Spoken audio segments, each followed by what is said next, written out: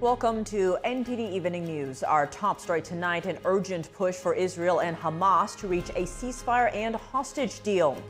The war in the Gaza Strip rages on as Israel launches more airstrikes, while ceasefire talks take place in Qatar. Meanwhile, Israel continues to target Hezbollah terrorists in Lebanon. Jason Perry has the update on the war. Vice President Kamala Harris reveals her much-anticipated economic plan, which she says will create an opportunity economy. Jason Blair tells us what's in it and the highlights from her speech in North Carolina. And how is former President Trump responding to Harris's economic plan? Iris Tao joins us to discuss, plus what Republican VP nominee J.D. Vance said at a campaign stop in Milwaukee. California trying to tackle retail theft. Governor Gavin Newsom signing new long-awaited laws. David Lamb has details on how the laws are expected to help. And Bermuda is on high alert as Hurricane Ernesto approaches, with the storm expected to bring heavy rain and significant flooding to the island over the weekend. Christina Corona brings us the weather update.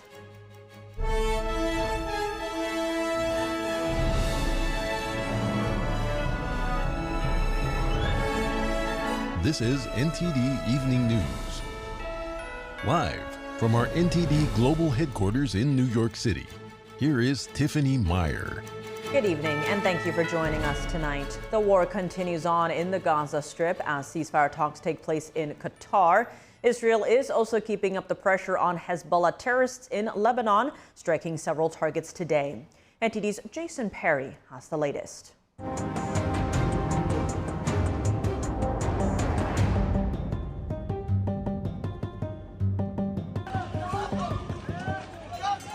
On Friday, residents in the Gaza Strip scrambled up this building to see who had been hit by an Israeli airstrike. The Hamas-run health ministry said 2 people were killed in the strike. That's as Israel called for more evacuations in Khan Yunis, and residents are once again packing up their belongings and moving to a different area. We are running. We don't know where to go or what to do with our lives. We are tired. We are tired. This comes as ceasefire talks in Qatar have paused temporarily after discussions on Thursday and Friday. A joint statement from Egypt, Qatar, and the United States said Washington had presented a ceasefire proposal that would close the remaining gaps, and it will allow the ceasefire to be quickly implemented. Negotiators are set to continue those talks next week. The father of an Israeli hostage shared his thoughts on Thursday about the latest talks. I have some optimism that the talks today and tomorrow are finally going to bear fruit, and I'm certainly hopeful and optimistic that that's the case. Meanwhile, the Israel Defense Forces continue to target Hezbollah terrorists across its northern border in Lebanon. On Friday, they reported striking several Hezbollah military structures. And on that same day, Egypt's foreign minister was in Lebanon, where he met with officials and called for an immediate ceasefire in the Gaza Strip. We assert once again Egypt's full support of the unity of Lebanon, the safety of its territories, and Lebanese sovereignty. Any breach of Lebanese sovereignty is fully condemned. The Iran-backed Hezbollah terrorist group said they will stop attacking Israel when Israel ends its war in the Gaza Strip. Jason Perry, NTD News. President Biden showed optimism in today's ceasefire talks. He said, quote, "We are closer than we've ever been to an agreement," but also noted, quote, "We are not there yet." Meanwhile, Israel and Hamas didn't show as much optimism for an imminent deal. Israel issued a vague statement saying it appreciated the mediators' efforts, and a statement from Hamas did not sound enthusiastic about the latest proposed deal. And we continue to follow the Russia-Ukraine war. Ukrainian officials are explaining their goal of the cross-border incursion into Russian territory. A Ukrainian presidential advisor said the incursion into Russia's Kursk region was necessary in order to convince Russia to start fair peace talks. He said Ukraine had no interest in occupying Kursk, but had to force Russia to start talks on Ukraine's terms. The official said that had to be done by inflicting, quote, "significant tactical defeats on Russia." Almost 200,000 people are believed to have evacuated Kursk and neighboring regions since the incursion began. Meanwhile, Russia currently controls about 18% of Ukrainian territory. Among them is the Donetsk region in eastern Ukraine. The top Russian official in the region said today that a series of Ukrainian strikes wounded at least 7 people and set a shopping center ablaze in the city of Donetsk. NTD could not independently verify the claim. Vice President Kamala Harris announced details of her economic plan today in Raleigh, North Carolina. NTD's Jason Blair was at the speech and brings us some highlights. With about 80 days left until Election Day, the economy is among the most important issues for voters. Vice President Kamala Harris spoke about a plan she's calling an opportunity economy. It includes what the campaign is calling bold actions to, quote, cut taxes for the middle class, reduce grocery costs, take on price gouging, lower the cost of owning and renting a home, continue to bring down the cost of prescription drugs, and relieve medical debt for millions of Americans. Harris says she wants to end America's housing shortage and build 3 million new housing units. Part of her plan is a historic move to provide $25,000 in down payment support for first-time homebuyers. The plan would provide, quote, working families who have paid their rent on time for 2 years and are buying their first home up to $25,000 in down payment assistance, with more generous support for first-generation homeowners. Home ownership and what that means, it's a symbol of the pride that comes with hard work.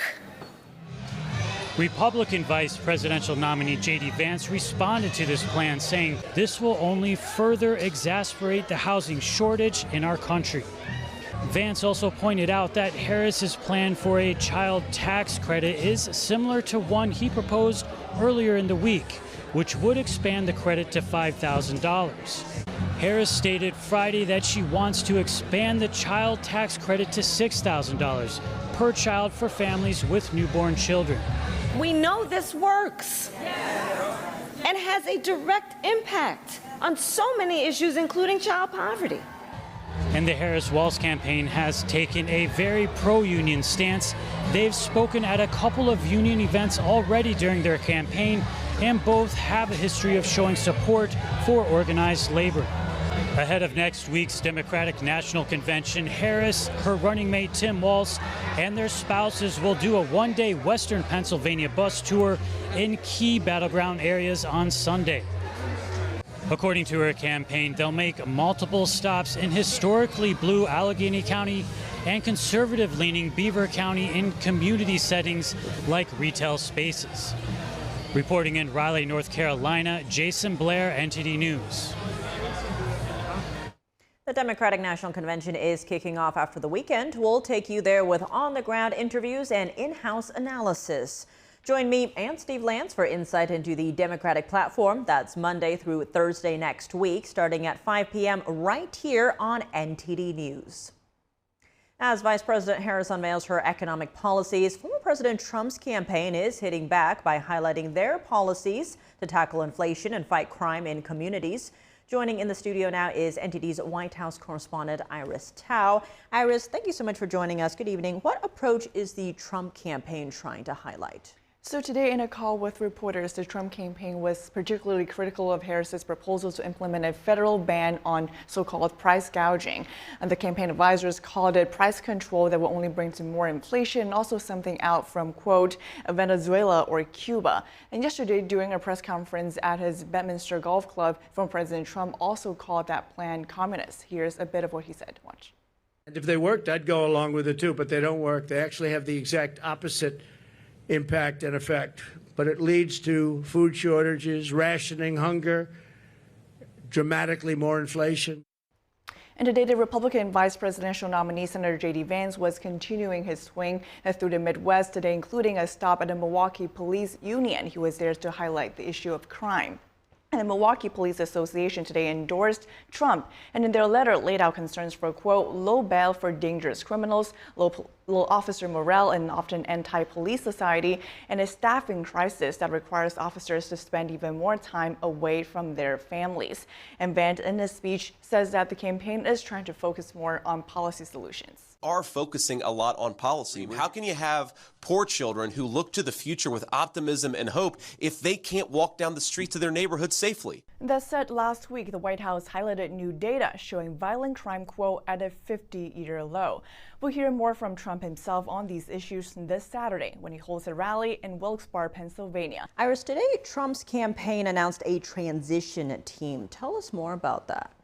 Sure. So that transition team is really meant for potentially a return to the White House if and when Trump wins in November. And that team will be led by Linda McMahon, who is a former head of the Small Business Administration during the Trump administration, and also Howard Lutnick, the CEO of a financial service giant.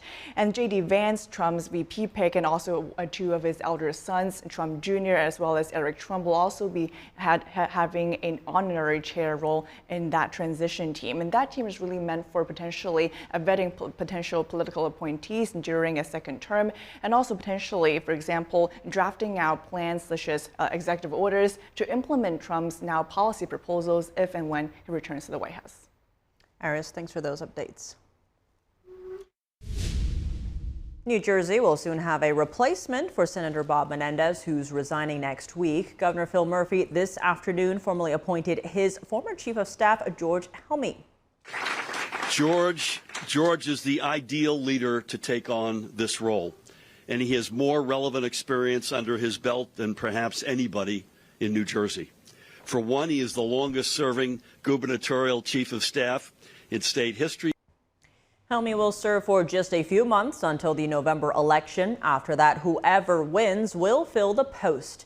It's likely that it will be Congressman Andy Kim, the Democratic nominee. Republican Curtis Bashaw is also in the race, but it's considered a challenge to flip this seat red, as a Republican hasn't won a Senate race in New Jersey for decades. Senator Menendez was a longtime senator serving the state since 1993. He's resigning after being found guilty on public corruption charges in federal court. In an effort to address retail theft in the Golden State, California Governor Gavin Newsom signed a package of long-awaited crime bills today in San Jose. NTD's David Lamb has the story. California Governor Gavin Newsom signed 10 theft-related bills aimed to prevent retail crime in California. He was joined by officials, representatives in law enforcement, and businesses. These bills will strengthen existing laws, they'll enhance other laws, and they will address the challenges that are well outside the purview of previous initiatives and laws like Prop 47, and that's the issue of organized retail theft. People have long called for stricter laws against shoplifters. One bill would coincide with the $950 threshold for a misdemeanor, where prosecutors could combine thefts by one suspect to reach the $950 threshold for felony theft charges, as opposed to one incident. Another bill would let retailers get restraining orders against thieves. We're going to give local law enforcement the tools they need to be able to do their jobs. We'll increase penalties on organized retail theft, advance strategic enhancement on stolen goods, both online as well as those that are stolen in mom and pop shops in every corner of this state. And we're closing gaps on loopholes for automobile theft. As part of the package, police would be able to arrest people on suspicion of retail theft when officers don't witness a crime. And AB 1779 allows prosecutors to collect crimes across multiple counties into one court to be charged as a felony. The California legislature initially passed the bills on Monday. David Lamb, NTD News, California. Hurricane Ernesto is expected to bring life-threatening floods, storm surges, and 100-mile-an-hour winds to Bermuda. Dangerous conditions are anticipated on the island ahead of the storm's arrival within the next 24 hours. NTD's Christina Corona gives us an update on the storm.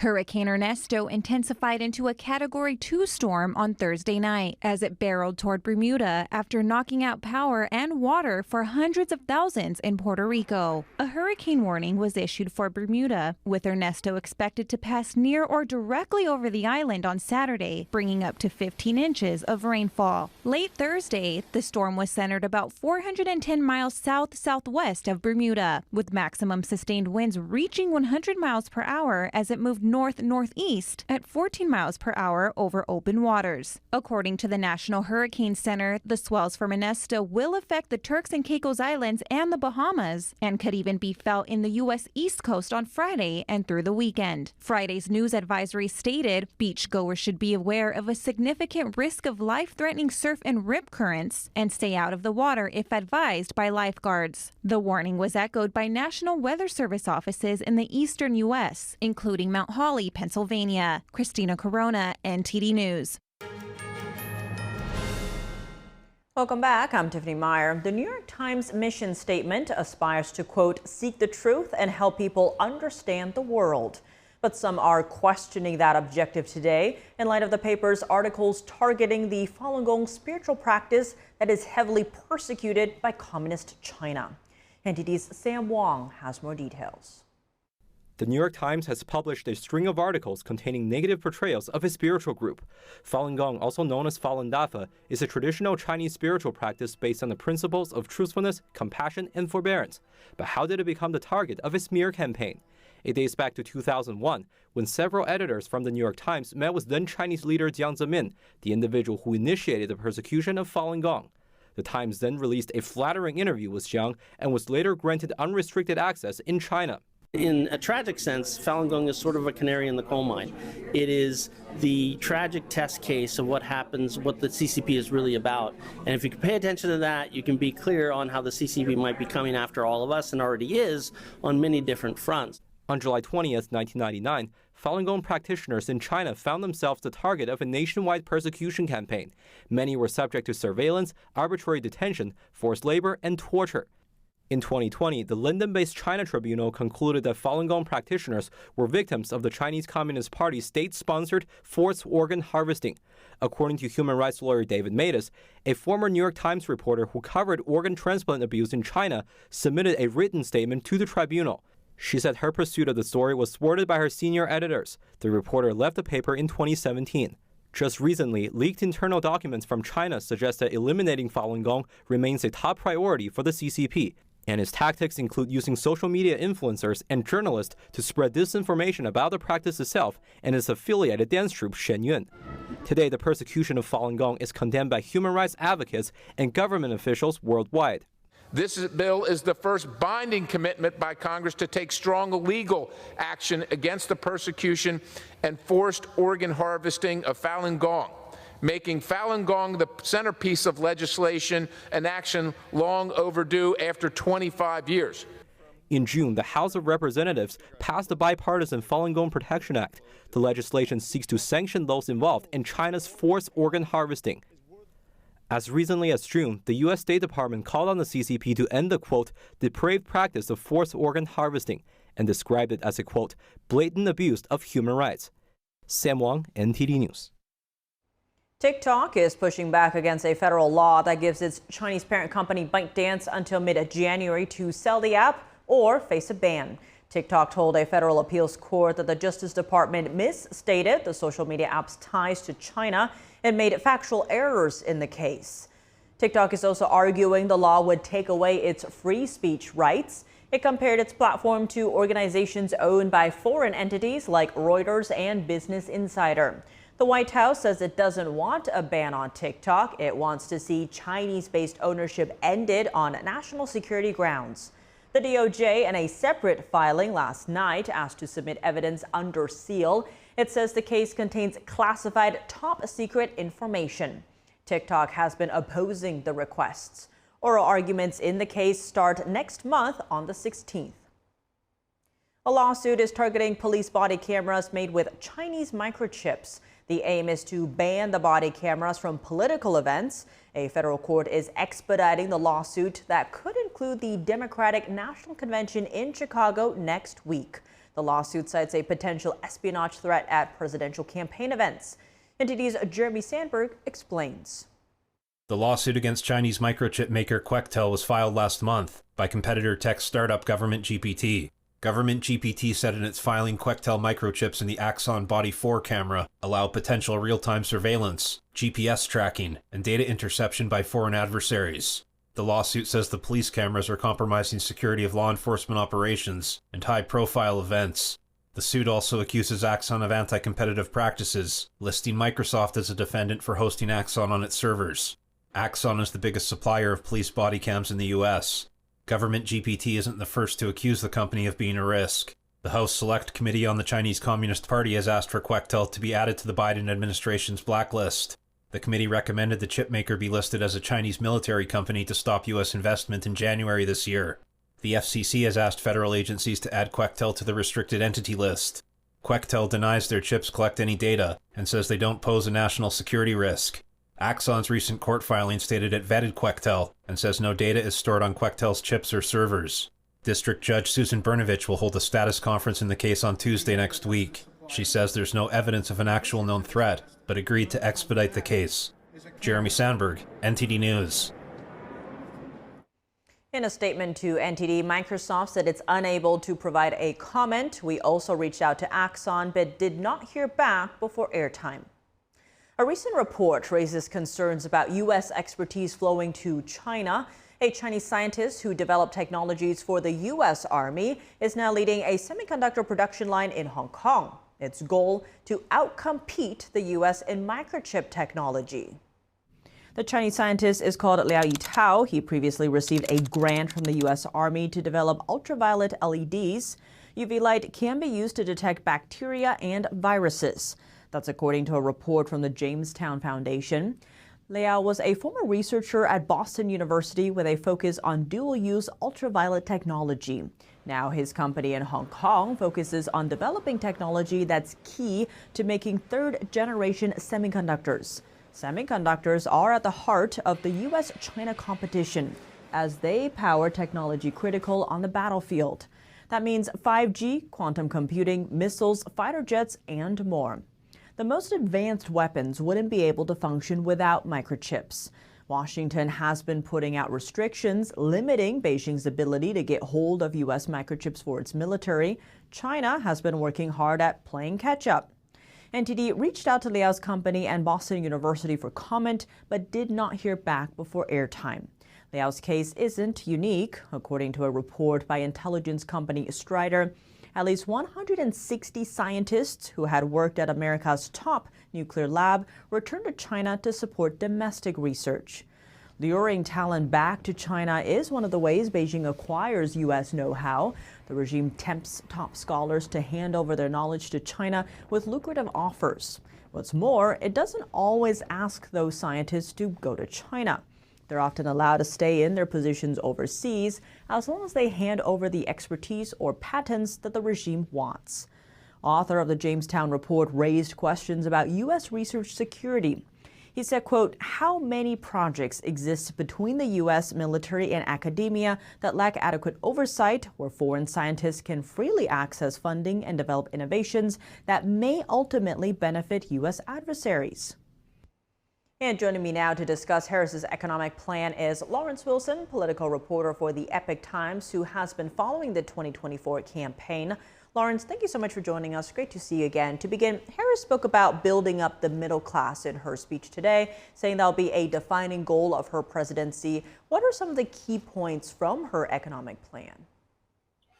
Well, you've mentioned a couple of them in terms of the subsidy for first-time home buyers, $25,000. There's a credit for parents with a brand new baby, $6,000 tax credit for the first year.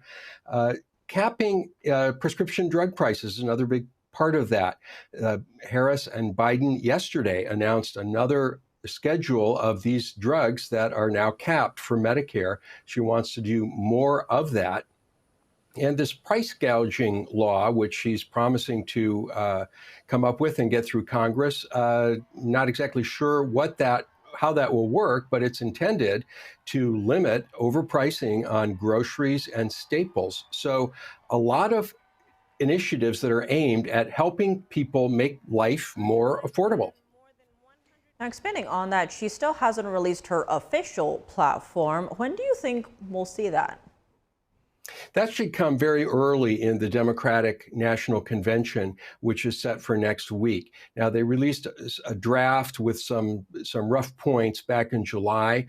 There's been work done on it since then, but the final platform should come out at the convention next week.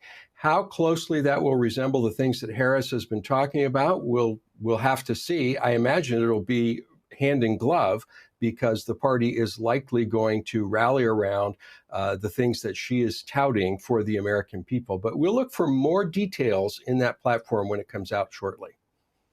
And Lawrence, do you think her plan so far is a winning strategy, especially when, say, compared to former President Trump's? Well, we'll find that out in November, I think. I can tell you the differences between the strategies and the similarities. One is the no tax on tips. Both sides have proposed that. Trump, of course, announced that earlier in the summer. Increasing the child tax credit was mentioned by J.D. Vance, I believe, earlier this week, wanted to put it up to $5,000. So those things are similar. But the real differences between the two is that Harris is intending to make life more affordable for people, spur the economy by giving them help, in other words, distributing cash or tax credits for the things that they need. Trump's plan focuses on rebuilding American energy production, or I should say, re-energizing that. Drill, baby, drill has been his mantra. He believes that reducing the cost of energy, gasoline, electricity, is going to spur, the economy at the low end with consumers and at the higher end with manufacturers. And when it comes to Harris, what do we know so far on where she stands on key policy issues, say inflation, the border, abortion, etc.? Yeah, she's been dropping these little by little in her speeches. And for abortion, she wants to see a federal law that will guarantee a right to abortion. On guns, she wants to see an assault weapons ban, such as there was back in the 90s, and universal background checks. On the border, she talks about enforcement. She wants to increase enforcement, not exactly sure how she's going to, exactly what that means. Whether that's building the wall or adding more officers, but she wants to increase enforcement, plus have an earned pathway to citizenship, in her words. So she's come out with a number of these statements, but not really put policy details, just big ideas so far. And with the Democratic National Convention, or DNC, starting Monday, in your view, what can we expect? Well, the main business of any convention is to nominate the candidates, and that's already done for Kamala Harris and Tim Walz. So the main thing for this convention will be a week-long presentation of the Democratic Party, its values, and its platform. So we're going to see a lot of speeches by party notables, including former President Barack Obama, Michelle Obama, former President Bill Clinton, and Hillary Clinton. President Joe Biden is going to speak on the first night. And of course, this convention is going to wrap up with a speech by Tim Walz on Wednesday and by Kamala Harris on Thursday. So it's a big celebration of their ticket and their platform, and it's going to go on for 4 days in Chicago. Lawrence Wilson, political reporter at the Epoch Times, thank you so much for joining us. My pleasure. And now let's take a closer look at Harris's proposal for a $6,000 child tax credit for the first year of a baby's life. No child should have to grow up in poverty.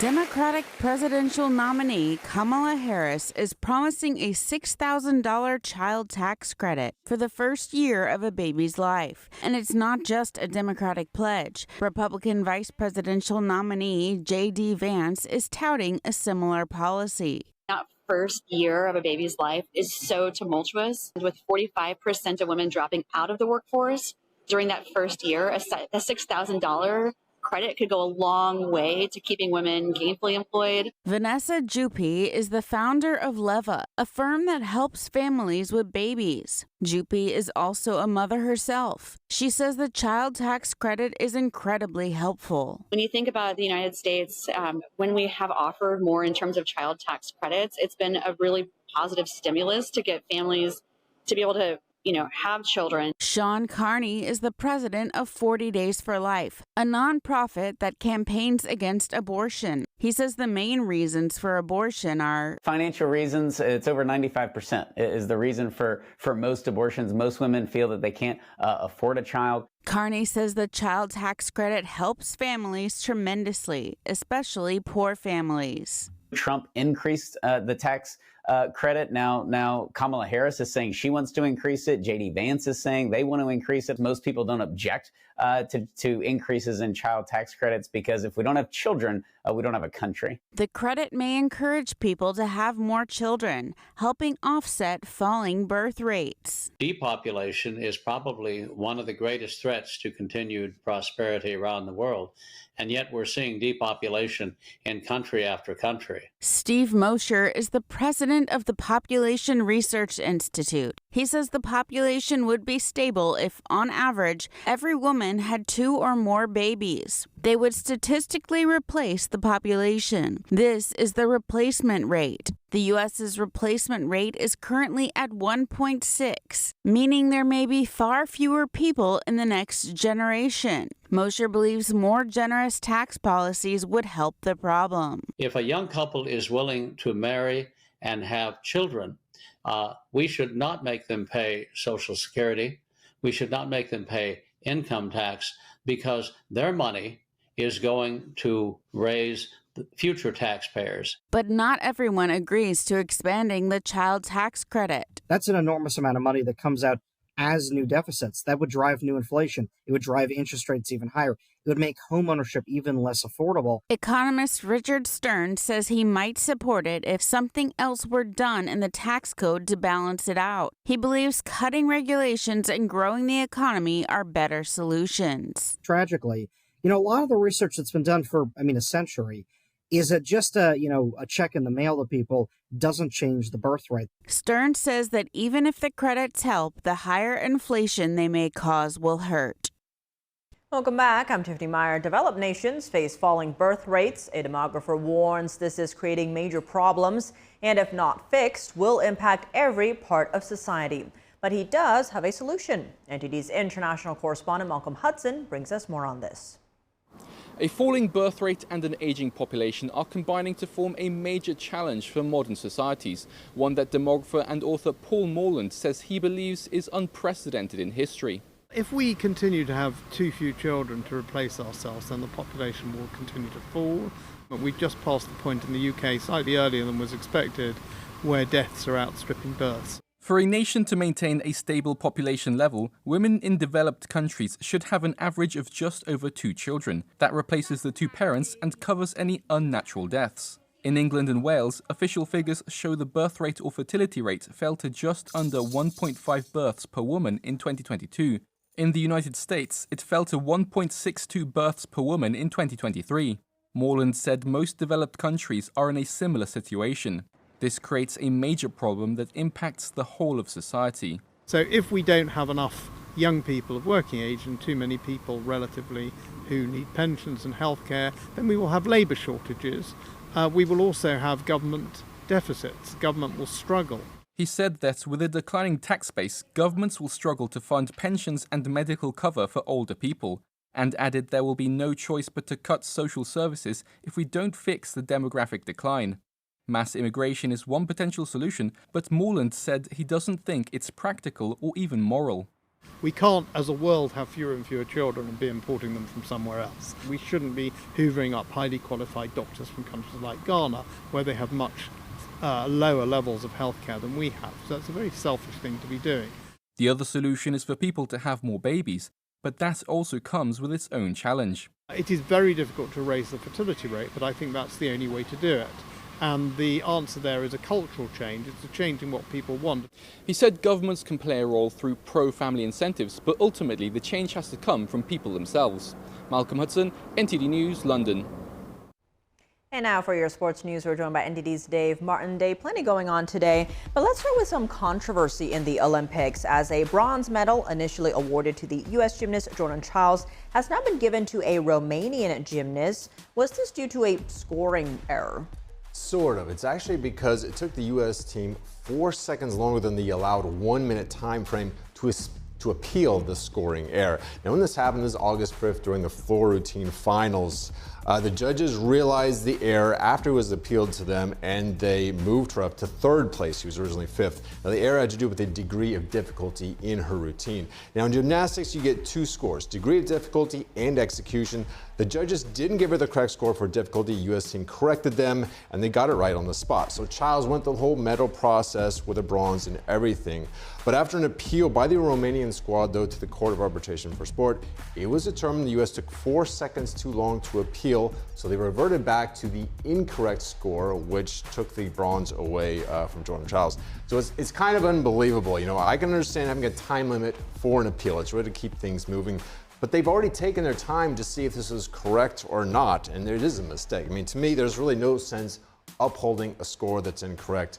So it's a very unfortunate situation for Jordan Chiles. And moving to more Olympic feedback, Australian breakdancer Rachel Gunn broke her silence yesterday, saying ridicule of her performance has been, quote, devastating. Could this lead to breakdancing being a one and done at the Olympics? Well, I mean, it's not among the sports listed right now for Los Angeles in 2028, but I doubt they based that off of just what happened in the last few weeks. I mean, these decisions take time to make, for sure. Now, personally, it was really hard to see this as a sport to begin with, only because it's a little too open to interpretation. You know, I mean, gymnastics and figure skating, it's a kind of dance, but there's similar moves and routines to each competitor, so it's easier for the judges to judge who did it better. Now, Ms. Gunn, who goes by the name B-Girl Ray Gunn, is actually a professor in Australia, and after her performance, there were questions about how she was eligible, but the Australian Olympic Commission said their qualification was determined by the World Sport Federation, which is the international governing body recognized by the IOC. Now, regardless, the sport isn't on the competition list for 2028, as I just said, but it is coming to Australia in 2032, so maybe she gets back there. In her home country. Well, shifting gears to the NFL, we talked earlier this week about a holdout with the New York Jets, but there's also a major hold-in in 49ers training camp. What are the differences here? Yeah, this is something new that we're seeing this season. Holdouts from preseason camp are fined $50,000 a day, $40,000 for those on rookie contracts. And these fines cannot be rescinded at all. That's built into the collective bargaining agreement. So holdouts are players who don't report, usually is to get leverage in contract negotiations. Because teams, of course, want them practicing, making sure they're in shape and ready for their game plans for the season. A hold-in is someone who shows up, goes to meetings, but does not participate in practice. So it's like a loophole they've kind of found in this collective bargaining agreement. They avoid fines that way. Now, San Francisco has both. Wide receiver Brandon Ayuk has reported but not practiced, though he's physically there. Meanwhile, offensive tackle Trent Williams is reportedly a holdout. He is subject to those $50,000 fines. Now, this is kind of the nature of the NFL. This is much different from the NBA and the Major League Baseball, partly because the NFL has a very hard salary cap limit, so a lot of their contracts are non-guaranteed. I would have guessed, though, this hold-ins is definitely going to be addressed in the next collective bargaining agreement between the players and the owners. Well, looking at baseball news, Yankees slugger Aaron Judge made history this week, hitting his 300th career home run. This is faster than any player has ever done before. Is there any expectation that he'll pass Barry Bonds' all-time record?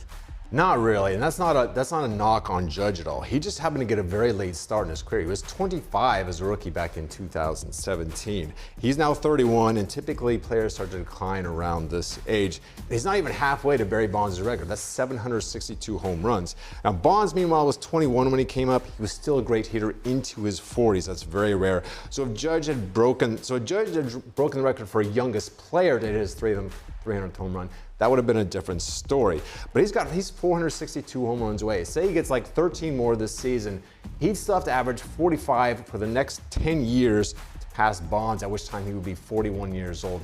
So it's not very probable that he does that. Certainly, I think he gets to 500 very easy, and 500 is among the greats at that point. Well, Dave, as always, thanks for joining us. Well, thank you, Tiff. The 7th NTD International Piano Competition is coming to New York City this year, bringing international piano masters from around the world. They'll get a chance to showcase their skills and compete for a shot at the top award. The NTD International Piano Competition is one in a series of international cultural and arts events sponsored by NTD Television. The mission of the competition is to showcase the glory of piano music from the Baroque, Classical, and Romantic eras, and to promote traditional arts of pure authenticity, goodness, and beauty. Not long ago it was COVID-19, and now the war hasn't stopped yet, so everyone's looking for a kind of hope. Music is wise, powerful, and healing, especially good music. For our contestants, the first thing they should think about is how to be a good person, to be humble before the gods, and then they can be a good pianist and bring classical music to the world.